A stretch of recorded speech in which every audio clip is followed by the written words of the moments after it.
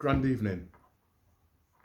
Excuse me whilst I just finish off this bit of cashew. Um,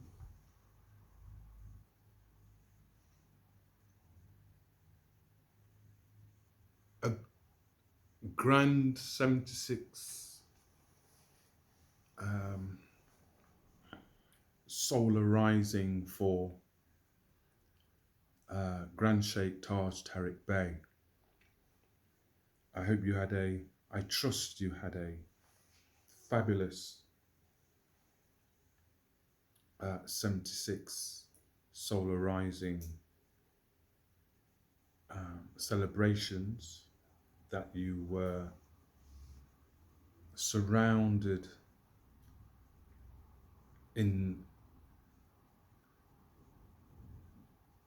beautiful events, occurrences, and people. What do I want to talk about this evening?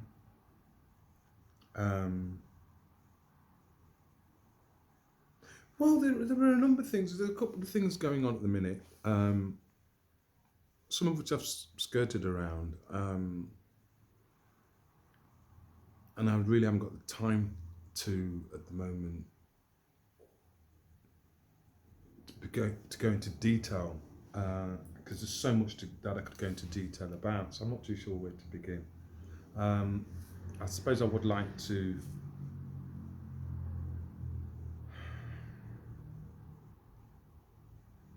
say a little bit more maybe then about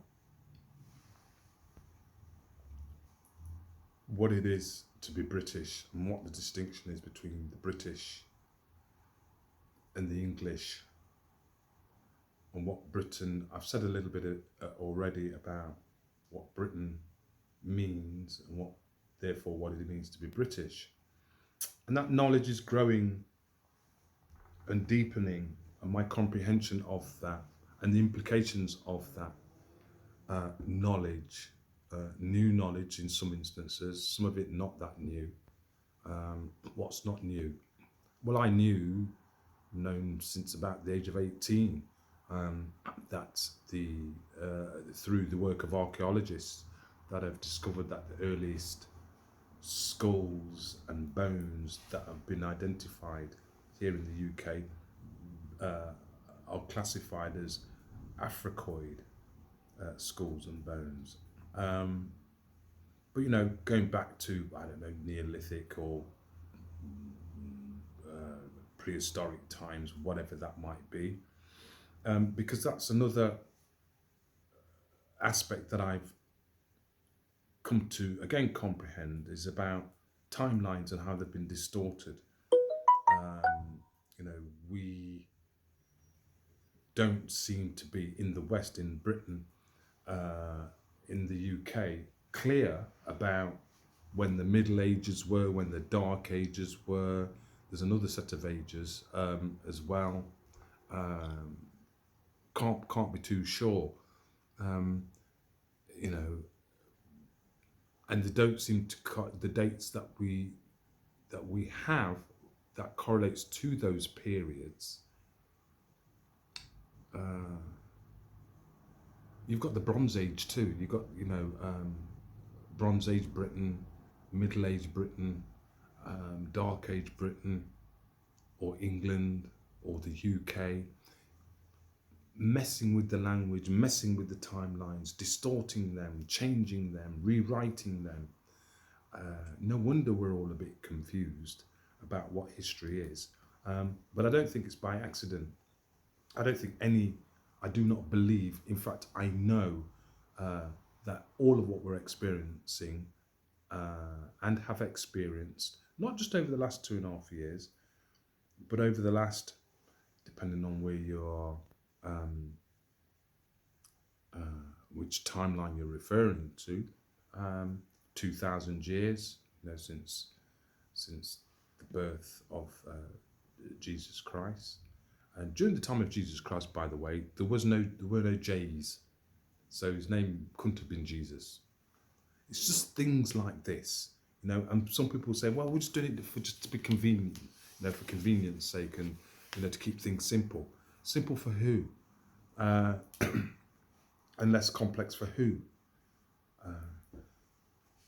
You know, it's taken all of my lifetime, and there's still a lot of resistance to the idea that Jesus could not have been as pale skinned as the pictures that were sitting over my fireplace when I was growing up. There's no way. And also, he was not a reflection of anybody in my family. Anybody, you know, with the blue eyes rather, and blonde hair, sitting over the fireplace, taking, you know, up high and leaning in. So that narrative is quite clearly a lie. And there are more lies are being unveiled. It's becoming clearer that the people that are offering us governance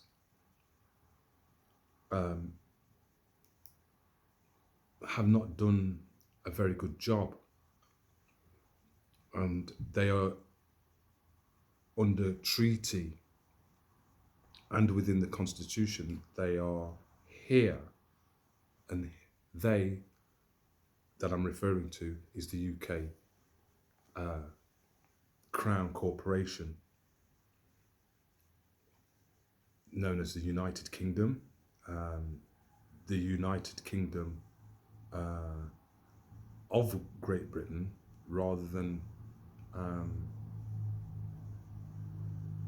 there's another way of putting it, and I'll put it another way. So you've got the United Kingdom of Great Britain, and you've got the Kingdom of Great Britain, and two very different things. The United Kingdom, as I say, is a corporation. It's a business that, under treaty, has been given authority to do business here. And at the moment, they are behaving as belligerent occupiers, not just here, but in Great Britain, but across what has been retermed the Commonwealth. Okay, Commonwealth was formerly known as the British Empire. Yeah, and it did cover more than 2/3 of the globe, and it was an empire that was made up of kingdoms, and it was British, and it was established well before England became a force then, and the force that now exists. It wasn't always this way. So again, that's part of history, British history and English history, that people don't talk about. You know, how you know, what was going on at the time of William the Conqueror being on these islands. You know, it'd come from somewhere to come and conquer. And what was he conquering? Who was he conquering? Well, he was conquering my ancestors. Let's be cut to the chase here. Yes, my ancestors, my ancient mothers and fathers that were genocided, exiled,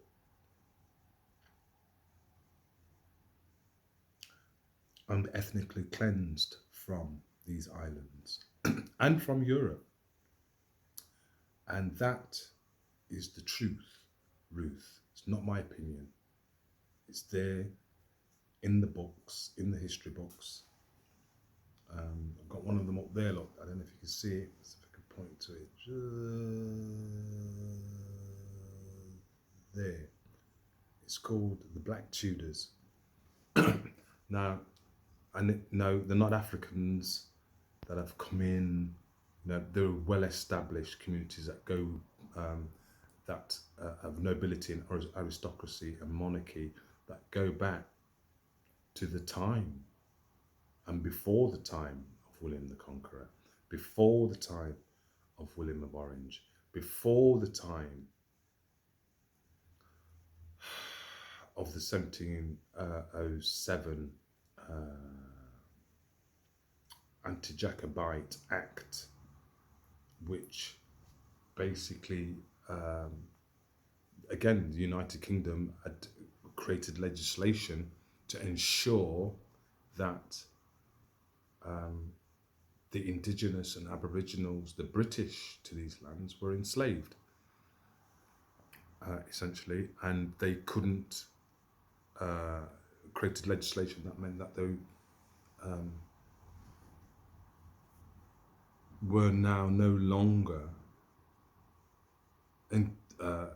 allowed to stand upon the land of their inheritance and their forebears, and that which has been their birthright, been my birthright. And that is the current situation at the moment. There is a bit of a land grab going on, and the reason for a lot of immigration into this country is because to keep people confused about who actually has allodial titles, who has hereditaments here, who has sovereignty, who is native to these lands. And lots of people have been laying claim. Those that claim to be British that are quite clearly not. Those that claim to be Jew and quite clearly not. You know who you are. I'm just discovering who you are. So that's also what I wanted to say today. I'm just looking at my little clock. Doesn't time fly when you are fighting for your life? I'm not fighting for my life, but my life is under threat, to make no two ways about it. I've recently discovered, just to spend a couple more minutes, it takes up to 15 minutes, that reparations is quite clearly a ruse to keep the idea going that people that are melanated are the products of the slave trade, transatlantic slave trade, which you will see, don't have to take my word for it. In fact, do your own research, actually. Prove me wrong, if you can, that the transatlantic slave trade, another fiction, didn't happen. So if it didn't happen, then what did Columbus see? What did he really see? And actually, if you read his accounts, he does say what it is that he saw. And it fits with the notion that melanated peoples in the Americas, North, Central and South America are saying, and in the Caribbean and in the islands off Central America, they're saying they're all beginning to sort of acknowledge, because there is no narrative within those families of being captured and being moved from the African continent to the Americas, or to Europe for that matter, or anywhere. There are some accounts of Africans being taken. I think it's about 150, 170 African slaves or African people that were taken to the Americas. That's it. And I, alongside, again, melanated people in America, saying that we were here already. When is it the Mayflower, the Pilgrims, the people fleeing persecution from Europe, going to the Americas, were actually melanated peoples fleeing persecution. Yeah, that was part of the ethnic cleansing that was going on from the mid 1800s. And it continues today, actually, because Priti Patel has made it clear. She's seeking to deport people that basically don't do as they're told. And I am here to tell you, Miss Patel, that you have no allodial titles, no alienable rights or unalienable rights to these lands and any estates on them. Neither does anyone that works within the United Kingdom Corporation. You are a foreign occupier, make no bones about it. I know who you are, and I'm here to let you know you're on notice, actually. Yes, you are a third party interloper. Yes, you are not just Priti Patel, but all of the UK Crown Corporation and anybody that works for them too. You are responsible for the state that the country is in right now, and you are the ones that are responsible for the deaths. You are responsible for the state of the economy, whether by incompetence or design. You must be held accountable for the last 2.5 years and then some. So I think that's what I wanted to say. I've gone 2 minutes over, bang on. Just wanted to sort of say that what I've said. Not easy to say, I have to say, but I'm going to be saying some more. Till the next time, may your ERP remain strong. You're going to need it to be. We all are.